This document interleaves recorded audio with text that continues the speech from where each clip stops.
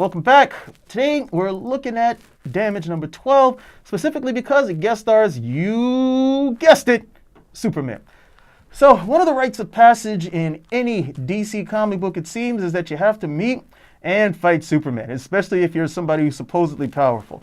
If you got a lot of strength, you got to fight Superman. You can manipulate minds, you got to fight Superman. Superman is the litmus test. He's the gold standard. If you can meet up with Superman and somehow you're still alive at the end of the day, that's pretty much what you want to be able to do. Now, damage number 12 was actually foreshadowed in damage number 2. In damage number 2, he meets up with Wonder Woman.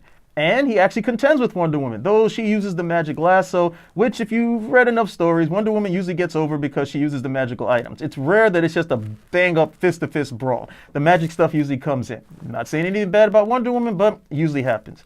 Now, Wonder Woman later on goes to the Justice League and says, you know, I've been in a fight with this guy, Damage.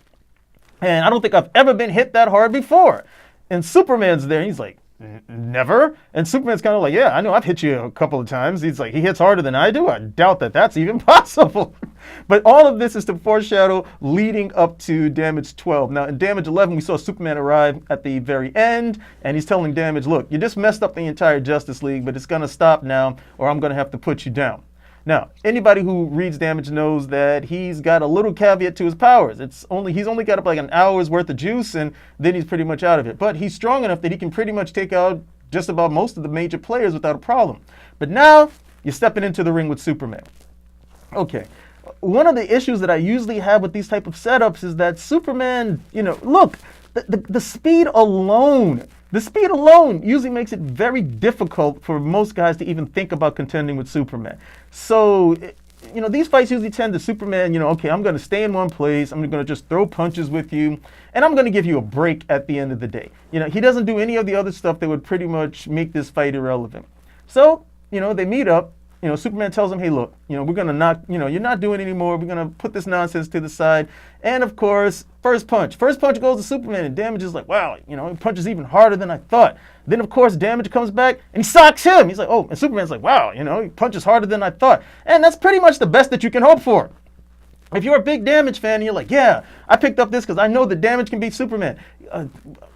No, absolutely not. The guy has an hour's worth of juice. He's not going to be able to contend with Superman. The best that he can do is to hope put in a good showing. So they spend some time smacking each other around, and we realized that Superman never really wanted to fight him, to beat him.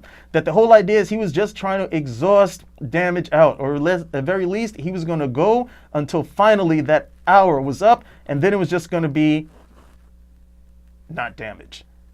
So, in all, you know, if you actually came into the book looking for that big fight, hey, I think you got what you were looking for. If you're a Superman fan, you know, no Superman fan wants to pick up a book and see Superman get smacked around by some new jack, and that's exactly what Damage would be. And it's not where Superman gets punked either, like a Deathstroke book where magically Deathstroke comes up with some, you know, some force shield and Superman can't break it. Get bent. We know that Superman can break just about anything he punches.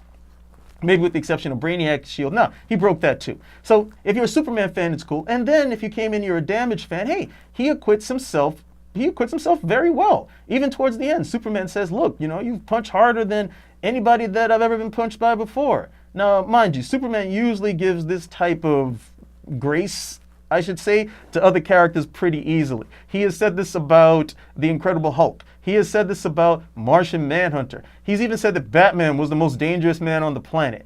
Now, Superman is the only guy I know of who can come in second and still be the top contender. So that's just, at the end of the day, Superman for you.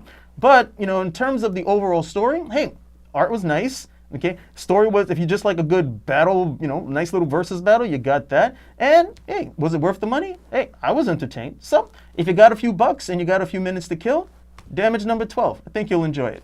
See you next time.